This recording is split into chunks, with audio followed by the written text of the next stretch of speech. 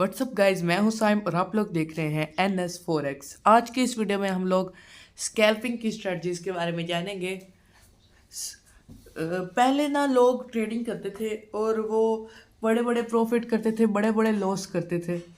लेकिन फिर सोचा गया कि हम लोग इतनी जल्दी प्रॉफिट नहीं कमा पा रहे, तो क्यों ना हम छोटे छोटे प्रॉफिट्स करके एक बड़ा कैपिटल खड़ा करें। तो इसी से हम ये तो इसी से हमारी स्कैल्पिंग इजाद हुई। ये स्कैल्पिंग का कॉन्सेप्ट मैं आपको समझा देता हूँ।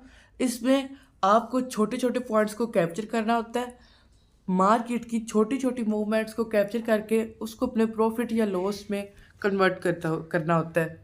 यहाँ पर आपने ना ही बहुत बड़ा प्रॉफिट लेना होता है, ना ही बहुत छोटा।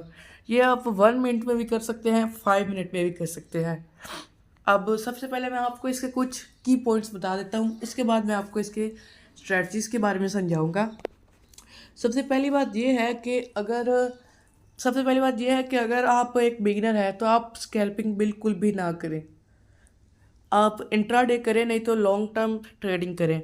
बिकॉज स्कैल्पिंग में जो एक्यूरेसी है वो ज़्यादा नहीं होती और बिगिनर्स के लिए एक्यूरेसी होना ज़रूरी है।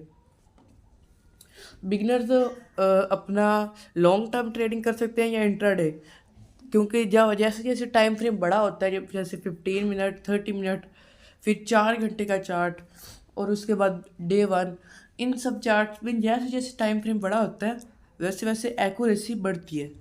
तो अभी हम 1 मिनट के टाइम फ्रेम में जो सबसे छोटा होता है, तो मतलब इसमें एक्यूरेसी सबसे कम होगी। तो बेहतर है कि कोई प्रोफेशनल है तो वो ही स्कैल्पिंग करे। अगर आप बिगनर है तो आपने स्कैल्पिंग नहीं करनी। दूसरा, आपने बिल्कुल भी, अगर आप सोच रहे हैं कि मैं इसको पार्ट टाइम में करूँगा, नहीं, ऐसे स्कैल्पिंग हो ही नहीं सकती। आपको अपना पूरा दिन देना पड़ेगा, पूरा टाइम स्कैल्पिंग को देना पड़ेगा, फिर आप स्कैल्पिंग में कामयाब हो जाएंगे, आप एक कामयाब स्कैल्पर बनेंगे। तीसरी चीज़, आपने लालच नहीं करनी, छोटे छोटे पॉइंट्स को कैप्चर करना है। अगर और आप प्राइस आपकी ट्रेड के हिसाब से जा भी रही है तो आपने अपनी ट्रेड क्लोज करनी है, नहीं तो आपका इस चक्कर में बड़ा लॉस भी हो सकता है जो आपके सारे छोटे छोटे प्रॉफिट्स को खा सकता है। अब मैं आपको इसकी स्ट्रेटजी समझा देता हूँ। सबसे पहले आपने यहाँ पर इंडिकेटर्स में जाना है, यहाँ पर सर्च करना है EMA, मूविंग एवरेज एक्सपोनेंशियल। ये आपने लगा लेना है, 2 बार क्लिक कर लेना है इसके ऊपर। ये आपको नज़र आ रहा होगा, यहाँ पर मैंने लगाए हुए हैं। ये देखिए, यहाँ पर मैंने इनको हाइड करके रखा हुआ है, तो इनको मैं अनहाइड करता हूँ। आपने 2 EMA लगाने हैं, ये मैंने अनहाइड कर दिए हैं। सबसे पहले EMA के आपने सेटिंग्स में जाना है और यहाँ पर इनपुट में आपने इसकी लेंथ 5 पे कर देनी है और स्टाइल में इसका कलर अपने हिसाब से करें ताकि आपको पता रहे आपका कौन सा EMA कितनी लेंथ का है। उसके बाद दूसरा EMA खोलना है आपने, उसकी सेटिंग में जाना है और यहाँ पर इनपुट में 20 की फेस की लेंथ सेट कर देनी है और स्टाइल अपनी मर्ज़ी का रखना है। मतलब आप अपने मर्ज़ी का कलर कर लें, क्या आपको पता चलता रहे कि कौन सा कलर हमारे कौन से EMA का है। अब यहाँ पर आ गया। अब यहाँ पर आपने क्या देखना है, जब हमारा जो छोटा EMA है ना, 5 का EMA, वो है हमारा फास्ट EMA, और जो 20 का EMA है वो है हमारा स्लो EMA। तो जब हमारा फास्ट EMA स्लो EMA को नीचे से ब्रेक करेगा, जैसे आप देख सकते हैं ये नीचे से ब्रेक करेगा, तो हमने बाय की ट्रेड लेनी है। यहाँ पर बाय में नहीं गया, ये आपके साथ ऐसा ना हो कि वो रिवर्स कर जाए, तो इसके लिए आप वॉल्यूम इंडिकेटर भी यूज़ कर सकते हैं। बाद में मैं आपको यूज़ करके दिखाऊंगा। अब यहाँ पर देखें, जब हमारा फास्ट EMA स्लो EMA को ऊपर से ब्रेक करेगा तो सेल की ट्रेड मिलेगी। ये देखिए यहाँ पर कितना नीचे गई है। स्कैल्पिंग में आप अपनी बड़ी लोड साइज से अच्छा खासा प्रॉफिट बना सकते थे। अगेन यहाँ पर रिवर्स हुई है, बट आपको मैंने कहा है कि आपने वॉल्यूम इंडिकेटर का यूज़ करना है। अगर वॉल्यूम ज़्यादा है तो आपने ट्रेड लेनी है, अगर वॉल्यूम कम है तो आप ट्रेड ना लें, रिस्क अपना कम रखें। उसके बाद यहाँ पर देखिए जैसे कितनी बड़ी मूवमेंट आई है, यहाँ पर क्रॉस ओवर आया, कितनी बड़ी मूवमेंट। लेकिन आपने ये नहीं करना, बड़ी मूवमेंट देख के लालच नहीं करनी, जितना छोटे से प्रॉफिट में ही आपने अपनी ट्रेड क्लोज करनी, क्योंकि स्कैल्पिंग होती है। अगर आप बड़े के लिए रुकेंगे तो आपका लॉस होगा। यहाँ पर देखें फिर से हमारे फास्ट EMA ने स्लो EMA को ऊपर से ब्रेक किया, एक और सेल की ट्रेड। यहाँ पर हमारे फास्ट EMA ने स्लो EMA को नीचे से ब्रेक करा तो फिर हमें बाय की ट्रेड मिली है इस तरह से। अब यहाँ पर EMA के अलावा आप एक और ट्रेंड भी लगा सकते हैं। सबसे पहले मैं EMA को डिलीट कर देता हूँ क्योंकि इसका कोई काम नहीं है। अब अपने इंडिकेटर्स में जाना है। वैसे आपको आज इंटरफेस चेंज लग रहा होगा क्योंकि वैसे मैं PC पे बनाता हूँ लेकिन आज मैं मोबाइल पे बना रहा हूँ। यहाँ पर आपने सर्च करना है सुपर ट्रेंड। ये मैंने सर्च करा, ये देखिए मैंने फेवरेट भी किया हुआ है, यहाँ पर आ गया सुपर ट्रेंड पे। आपने एक बार क्लिक कर लेना है, एक बार सुपर ट्रेंड को लगा लेना है। ये मैंने लगा लिया। अब जहाँ पर आपको ये देखिए यहाँ पर अगर आपको ऐसे दिखेगा या तो ऐसे ये सेल में हमारी कैंडल्स के ऊपर होगा और सेल की इंडिकेशन कर रहा होगा कि सेल का ट्रेंड है, या तो कैंडल्स के नीचे होगा और बाय की इंडिकेशन कर रहा होगा कि अब ये बाय में है। लेकिन जब भी जैसे यहाँ पर बाय था, बाय की इंडिकेशन कर रहा था और इसने सेल की इंडिकेशन दी, यहाँ पर जो ये कॉर्नर बन रहा है ना, यहाँ पर आपने ट्रेड लेनी है। और रिवर्स ना हो उसके लिए आपने वॉल्यूम यूज़ करना है। जैसे कि आपको मैं और भी दिखा देता हूँ पीछे। ये देखें यहाँ पर, ये देखें ये बोला गया यहाँ से बाय का इंडिकेशन था, यहाँ पे एक एरो सा बना और सेल की इंडिकेशन आई। छोटा सा ही प्रॉफिट है लेकिन हुआ तो है ना। और ऐसा ना हो आपने अपना वॉल्यूम इंडिकेटर यूज़ करना है।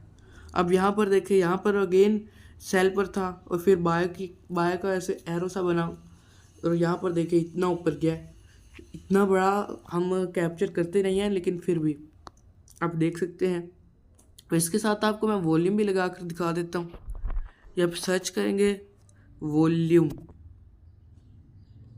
वॉल्यूम मैंने सर्च करा है, ये देखें आप आ चुका है वॉल्यूम सिंपली शो करता है लोगों के इंटरेस्ट में। अगर मार्केट गिर रही है और वॉल्यूम है नहीं, मतलब लोग इसमें इंटरेस्ट नहीं है, तो ये रिवर्स हो सकता है। अगर वॉल्यूम अप है तो मार्केट और गिरेगी क्योंकि लोगों का इंटरेस्ट है। और ऐसे ही अगर मार्केट ऊपर जा रही है और वॉल्यूम नीचे है तो वो गिर सकती है क्योंकि लोगों का इंटरेस्ट है ही नहीं। और अगर मार्केट ऊपर जा रही है और वॉल्यूम भी ऊपर जा रहा है तो लोगों का इंटरेस्ट है।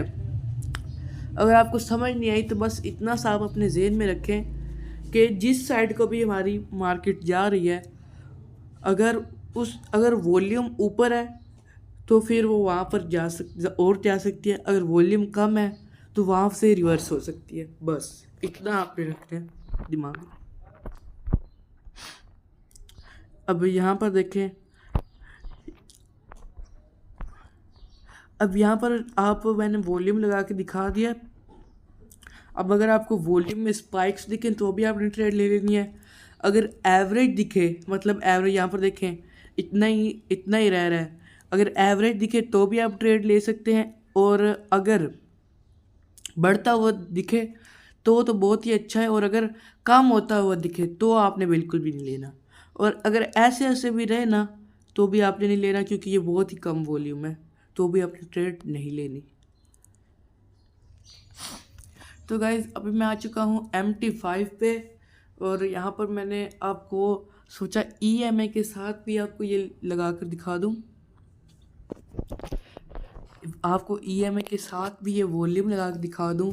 अब यहाँ पर आप देख रहे होंगे मैंने ना वॉल्यूम के साथ मूविंग एवरेज रखा है। अगर वॉल्यूम जो हमारा है वॉल्यूम वो मूविंग एवरेज के ऊपर है तो भी ट्रेड ले सकते हैं। और अगर जो है यहाँ पर आपको मैं दिखाता हूँ, ये देखिए हमारा जैसे कि यहाँ पर ऊपर चल रहा है, ये ऊपर चल रहा है, वॉल्यूम के ऊपर हमारा मूविंग एवरेज जा रहा है, तो मतलब आपने ट्रेड नहीं लेनी, ये फिर ज़्यादा वॉल्यूम है ही नहीं। अब मैं टाइम फ्रेम चेंज करता हूँ, 1 मिनट के टाइम फ्रेम में मैं आ गया। अब यहाँ पर देखें, यहाँ पर था वॉल्यूम भी था अच्छा खासा एवरेज के हिसाब से, और यहाँ पर ये नीचे था तो यहाँ पर वैसे ही क्रॉस ओवर आ गया। तो देखिए कितना बड़ा आपको मूव मिला यहाँ पर देखिए यहाँ पर भी ये वॉल्यूम पास था, मतलब वॉल्यूम के पास ही था, मूविंग एवरेज नीचे नहीं था। तो ये देखिए थोड़ी आपको मिला है, ज़्यादा नहीं मिला, देख सकते हैं आप। तो इस तरह से आपकी जो है स्कैल्पिंग स्ट्रेटजीज काम करती है। तो गाइज़ ये थी आज की वीडियो, कैसी लगी? अच्छी लगी तो लाइक करें, चैनल पर नहीं हो तो सब्सक्राइब करें। मिलते हैं किसी अगली वीडियो में, तब तक के लिए अल्लाह हाफिज़। और हाँ, एक बात, अगर आपका कोई भी अकाउंट नहीं है तो आप हमारे लिंक से अपना डेमो या रियल अकाउंट बनवा सकते हैं या बना सकते हैं। लिंक आपको डिस्क्रिप्शन में मिल जाएगा। तो मिलते हैं किसी अगली वीडियो में, तब तक के लिए अल्लाह हाफिज़, गुड बाय।